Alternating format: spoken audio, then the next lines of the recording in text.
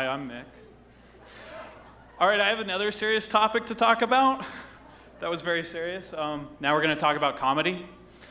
So, comedy comes in many forms.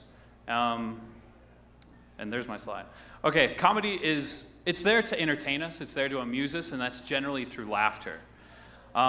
Most of us know different forms, but we'll talk about one really funny topic right now, and that, of course, is history. So history, Greek history in particular, because it's the funniest, is where we get a lot of our modern comedy. So we have who's called the father of comedy, and I know you all know his name. Don't shout it out. Aristophanes, right? The prince of ancient comedy. So Aristophanes, he was a Greek playwright who back in the day actually came up with many of the plays that we would still consider funny. He had one where a gentleman reaches down for a rock.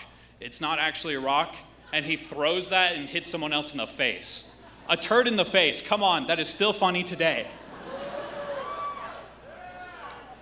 Aristotle, also of that time period, he's a little late, but Aristotle of that time period, he wrote about the origins of comedy.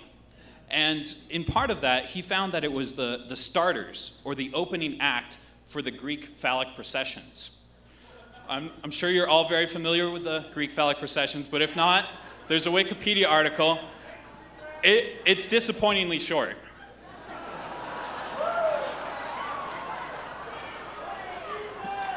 Thank you. So, according to Aristotle, though, comedy took a long time to catch on.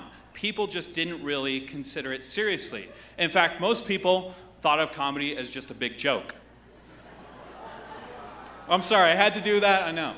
So anyway, we'll move on from Greece, we'll talk about modern times, and we're going to skip the Middle Ages, because that was just Frenchmen yelling insults from castles.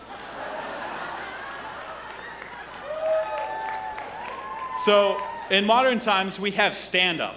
Now, stand-up has been around for a long time in various forms, but the comedy clubs that we now think about, those have been around since about like the 60s, 70s, and they're of American and British origin. So that's where we really get this from. Now, I go to conferences where they do live demos, and I think it's the best part because the person usually screws up. So I'm going to do a live demo right here. I hope you've had your 2-drink minimum, okay? Everyone ready for this? Yeah? All right.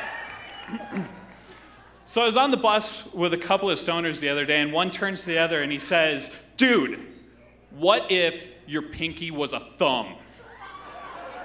And the other's like, "Dude, I can grab someone's shit." This is why you don't do drugs, because you don't consider all the possibilities. Really, if you had a pinky thumb, you could hitchhike in either direction.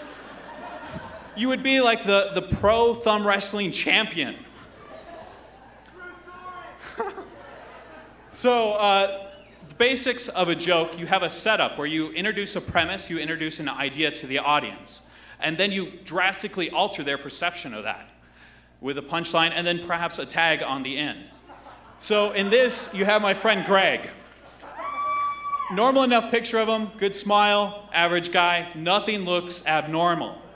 But then you find out that Greg is in fact a centaur. And he's not here tonight, but he's watching the live stream. Everyone say, "Hey, Greg!" And I'm sorry for embarrassing Greg. But that's the basis, that formula. So there's many different genres to comedy. It can range from the dark and what some people would think is depressing, to improv, to observational, even to physical comedy where people fall down and get hurt. And then you even have more than that. You go to the sketch comedy, the sitcoms, and you see a whole nother side of it. And then you even have musical comedy like our host F. So in all this history, we've gone from comedians opening for phallic processions to monologues before sketches about sweaty balls. Some things definitely stay the same.